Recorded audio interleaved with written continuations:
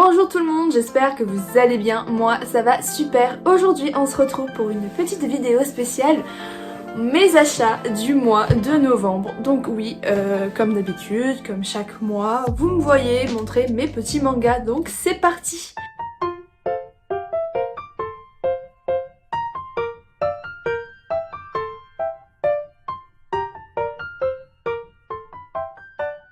On va commencer doucement d'abord par deux petites peluches. Donc une que je n'avais pas montrée la dernière fois au haul du mois d'octobre, qui n'est autre que du coup la sublime peluche de Mickey d'Halloween.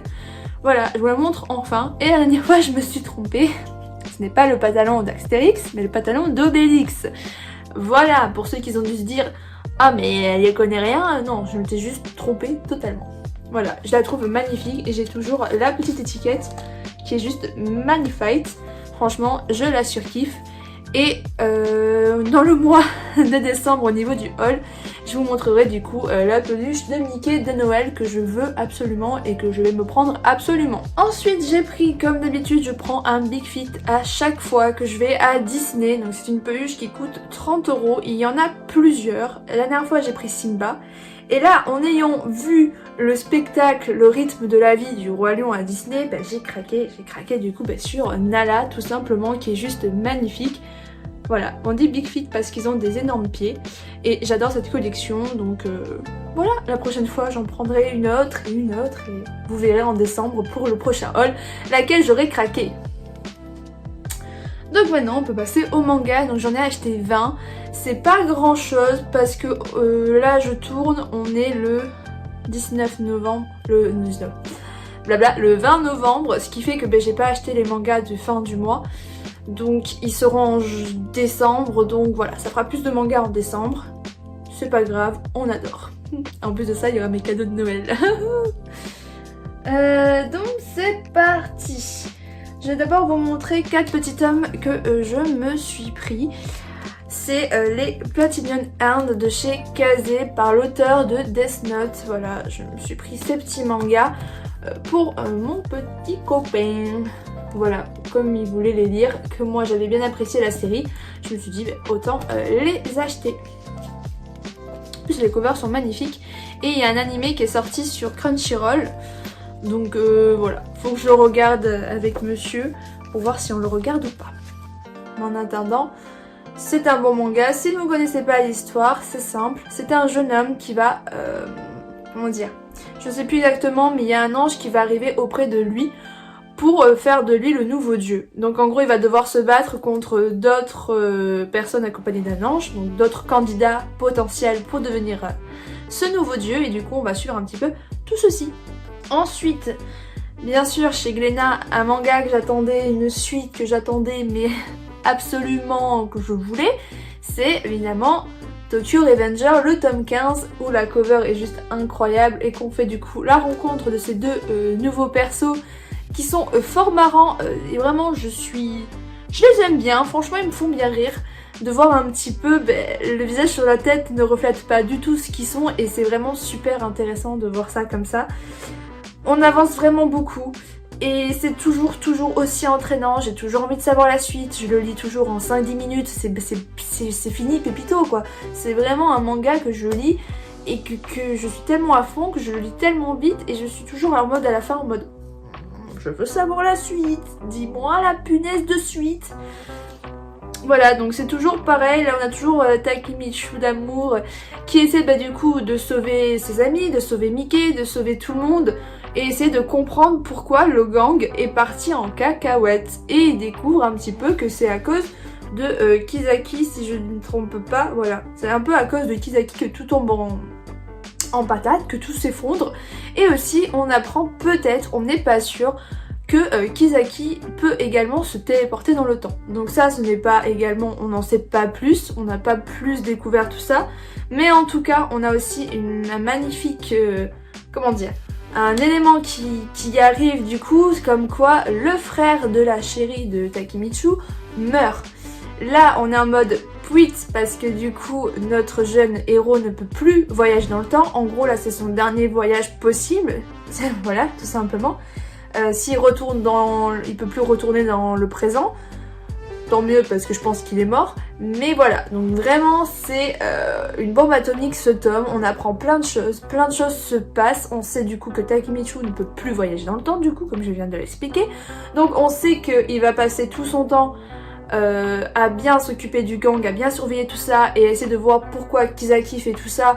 Est-ce qu'il voyage vraiment dans le temps? Quel est son but réel en fait, à part foutre la merde et vouloir devenir le chef ultime de tous les gangs, parce que tous les gangs se rallient à notre gang principal. Du coup ça part vraiment un peu en olélé et vraiment c'est sublimement intéressant, même pour moi qui déteste, vraiment je l'avais dit au début en achetant que je n'aimais pas les mangas de saut dans le temps, voyage temporel machin, je ne suis pas très fan. Mais voilà, je suis vraiment quand même contente de m'être lancée dedans. Et bien sûr je précise, il y a toujours un animé disponible. Ensuite, on va parler d'un petit shoujo, une petite nouveauté qui est sortie et ce manga me fait rire. Très clairement, je me suis dit, est-ce que je le prends? Est-ce que je le prends pas? Et j'ai bien fait de le prendre. C'est Miss... Attends, comment ça se dit? Oui, Miss Fantasme. C'est assez innovateur, on va dire, au niveau de l'histoire. Généralement, ce genre d'histoire, c'est pas comme ça. En gros, c'est l'histoire d'une jeune fille qui a quel âge? Qui a 21 ans et qui est totalement vierge, quoi. Elle a jamais rien fait, jamais de bisous, rien du tout. Pourtant, elle s'habille un peu en pupu.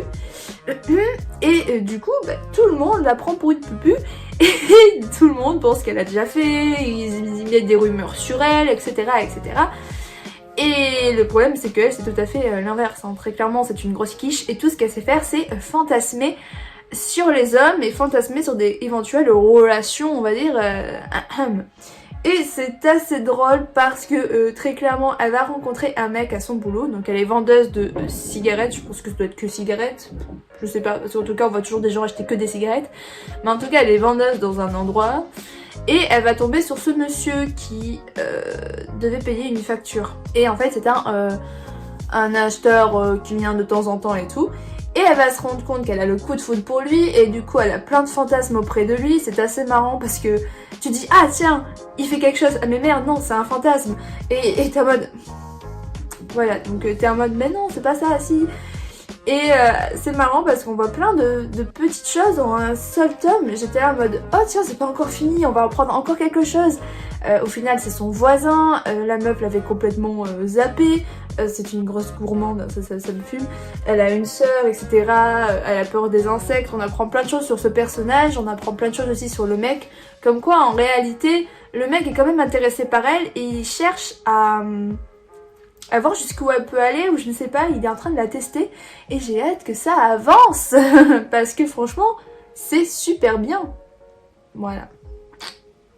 Et c'est de chez Pika. Ensuite on va passer à chez Kurokawa avec Spice Family, le tome 6 que je n'ai pas lu. Alors tout simplement je n'ai pas lu parce que je me dis que le tome 7 va sortir en janvier. Et que j'ai déjà oublié la limite un peu, je veux dire voilà, donc je suis plus trop dans Spice Family, je l'avoue, honte à moi. Pourtant c'est un manga que je surkiffe, qui me faisait bien rire, sur de l'espionnage, de la comédie, c'est bien amené. Mais j'avoue que je n'avais pas trop la foi à le lire en ce moment, j'ai trop de mangas à lire, j'ai trop de retard, et tout simplement, est-ce que j'ai la moindre chose à dire? Non, du tout. Donc voilà, je ne l'ai pas lu, mais après la fin du tome 5, c'était basé sur elle en fait, cette femme qui travaille avec Twilight et qui craque pour lui évidemment.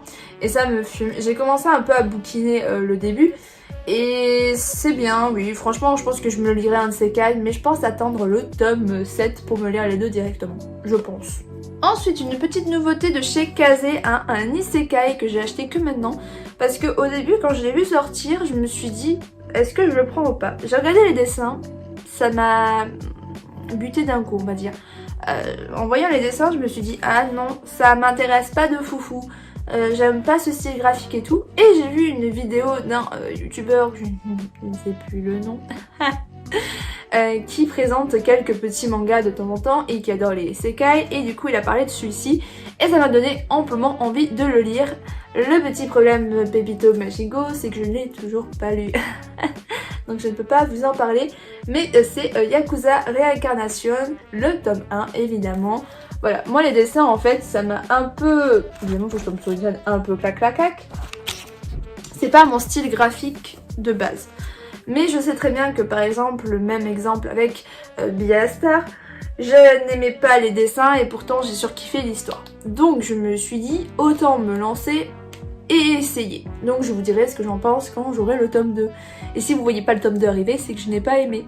C'est aussi simple que ça. Donc l'histoire, pour faire un peu court, c'est un homme qui va se faire réincarner, hein, il me semble, oui c'est ça. Il va se faire réincarner, c'est un yakuza de la cinquantaine, donc il est un peu vieux. Il va se faire réincarner dans le corps d'une femme, d'une princesse, il me semble. Oui, voilà. Réincarné dans le corps de la princesse du royaume de Lundberg. Dans un monde magique, évidemment, etc.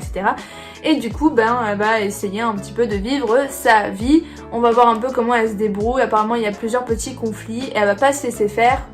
C'est un mec de base, donc encore heureux. Donc ça peut être assez marrant. Voilà, moi ce qui me bloquait un peu, c'est que c'était une fille l'héroïne, puisque je suis plus team garçon super badass.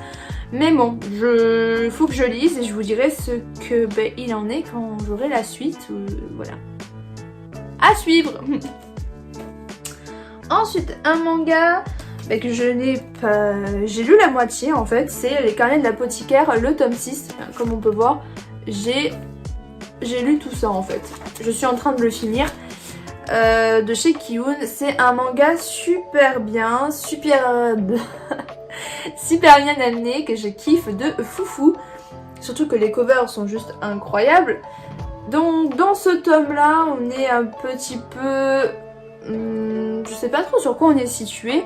On suit toujours notre héroïne qui va découvrir un peu plus sur un personnage de la cour. Voir un petit peu plus tout ça. Elle va découvrir un petit jardin d'herbes. Pour l'instant, il n'y avait rien de si exceptionnel que ça dans ce tome. On voit toujours la relation entre elle et notre jeune Janshi. Qui évolue un petit peu. Moi, j'aimerais trop les voir ensemble. Ils sont trop mignons. Mais voilà, Mao qui est toujours aussi franche, aussi elle-même, aussi... Voilà, elle se donne toujours à fond. Et j'aime toujours autant cette petite histoire. Je trouve toujours ça tranquillou à lire. Franchement, c'est pas mal. Ensuite, un manga hélas que je n'ai pas lu, c'est Beastar, le tome 19. En fait, c'est simple. Je ne l'ai pas lu. Pourquoi? Parce que j'attends le tome 20 pour lire les deux d'un coup. Comme ça, après, je lirai le 21 et le 22 d'un coup également. Je préfère parce que les mangas, c'est à cause de la pénurie actuelle du papier, etc.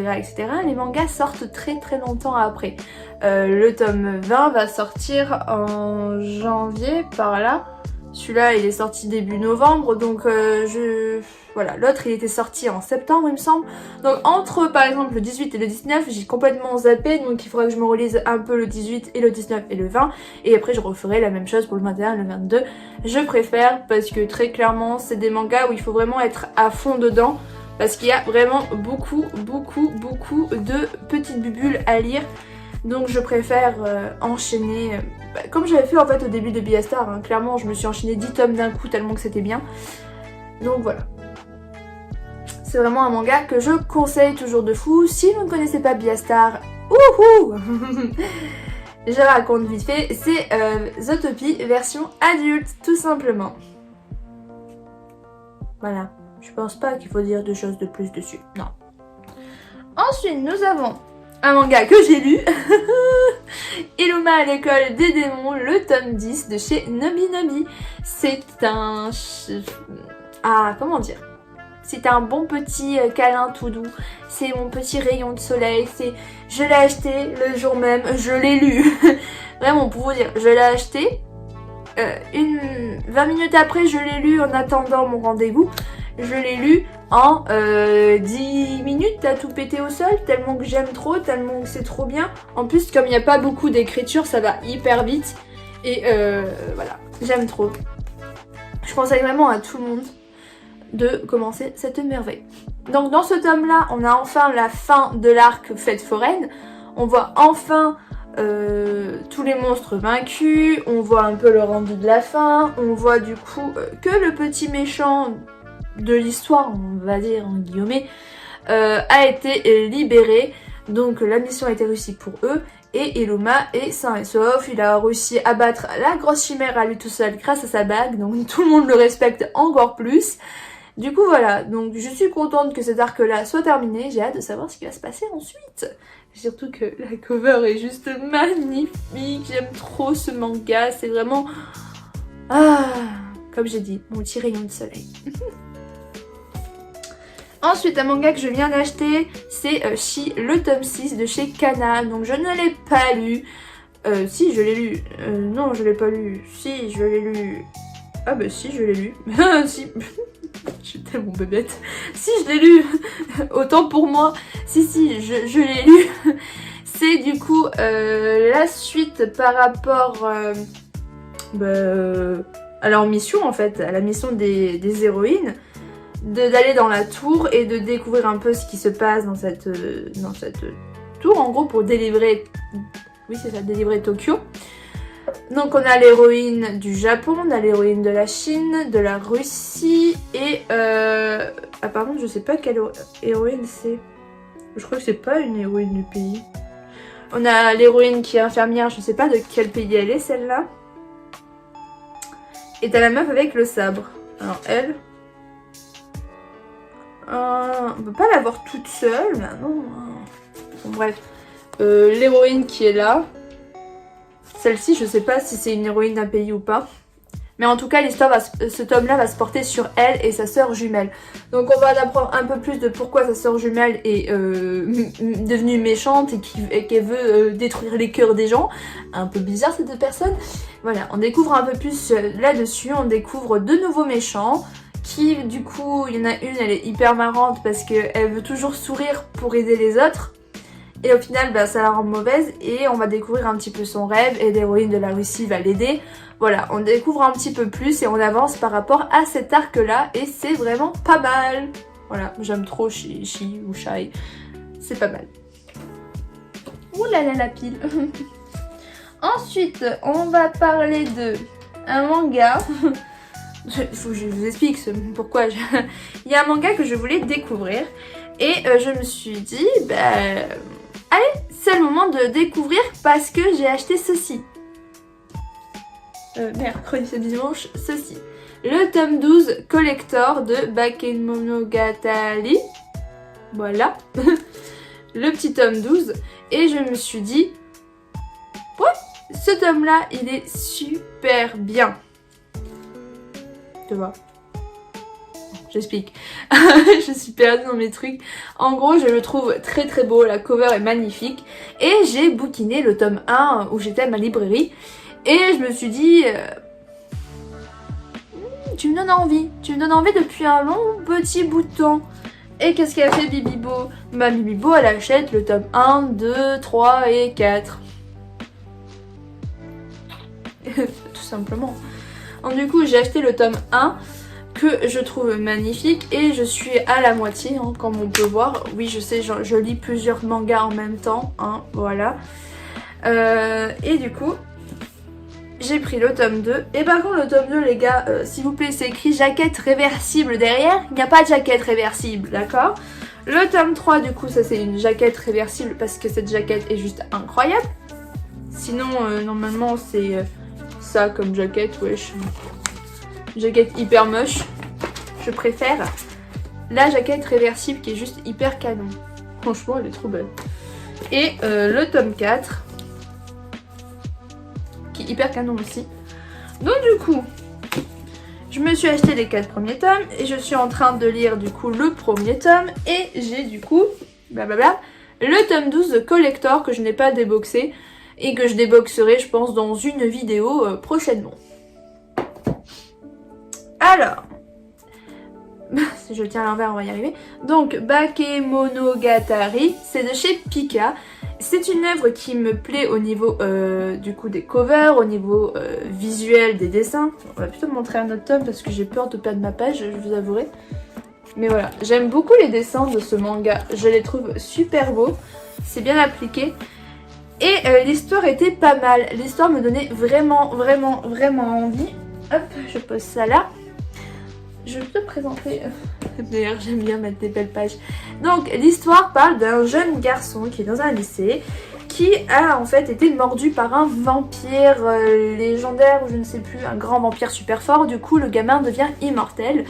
Et il va se donner un peu une sorte de mission, on va dire, c'est aider les gens qui ont été possédés, on peut dire ça comme ça, dans, je sais pas trop si dans ce manga on peut utiliser ce terme là, mais ils ont été, on va garder le mot possédé pour l'instant, par des démons en quelque sorte, on va dire, j'essaie de trouver les bons termes, je viens de commencer, hein. Par des démons, et il va essayer du coup de les aider et de faire en sorte que ces personnes réussissent à contrôler le démon ou à le sortir, je ne sais pas plus moi non plus, hein.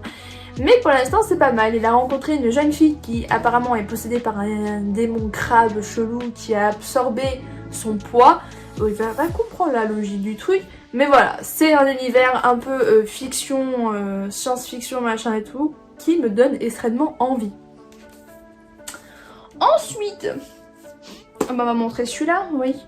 J'ai pris le tome 9 collector de l'atelier des sorciers. Alors, ceux qui suivent bien mes vidéos doivent se dire mais c'est bizarre, tu n'as aucun tome de l'atelier des sorciers, dis donc. Eh ben oui, justement je n'ai aucun tome. J'étais du coup à la librairie le même jour où j'ai pris les Bakemonogatari, j'ai vu ce petit bébé et je me suis dit tiens, j'ai envie de commencer cette série depuis un long moment.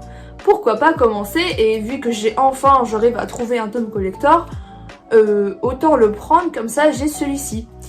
Et du coup c'est ce que je me suis dit, donc je l'ai pris, je le déboxerai également en même temps que le tome 12 de Bakemonogatari. Et comme ça on pourra voir un peu tout ce qu'il y a dedans. Et voilà.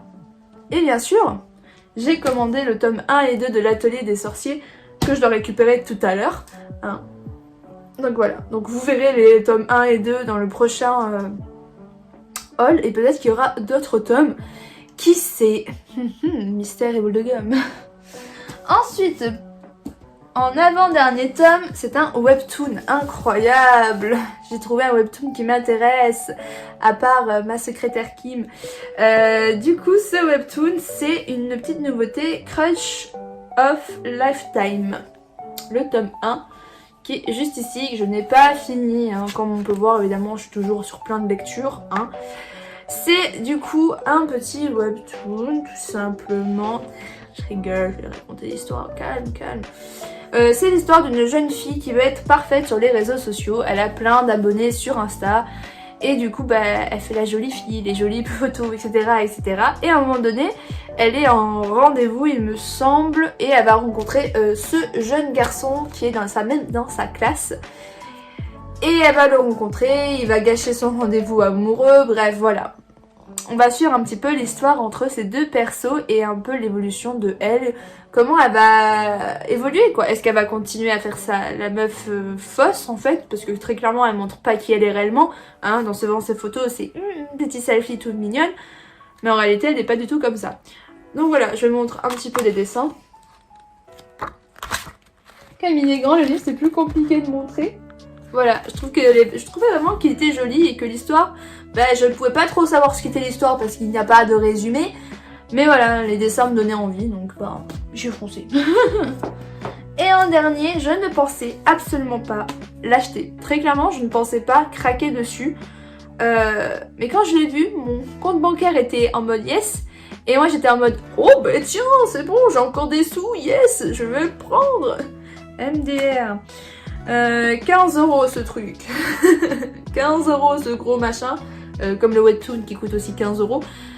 Voilà, mais il est magnifique. C'est la perfect édition, on peut appeler ça. Je sais pas comment on peut appeler.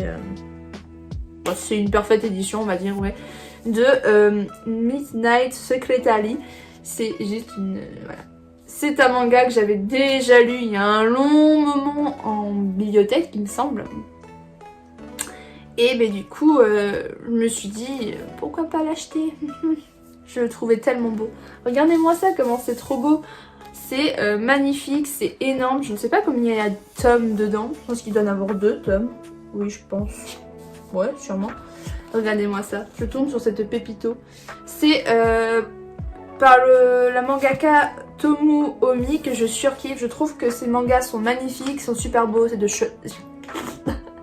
c'est de chez Soleil Manga et c'est incroyablement trop bien. C'est l'histoire du coup d'une jeune secrétaire qui va être embauchée chez un patron qui n'est autre que un vampire. Voilà, du coup on va suivre un petit peu tout ceci et c'est vraiment pas mal et je veux la suite et je ne sais pas quand c'est qu'elle va sortir la suite. Je suis sûre que ça va être février, je ne sais pas pourquoi. Je sens que c'est pas encore la veille qu'on va avoir la suite de cette magnifique Perfect édition. Voilà, j'espère que cette vidéo vous aura plu et moi je vous dis à la prochaine. Bye.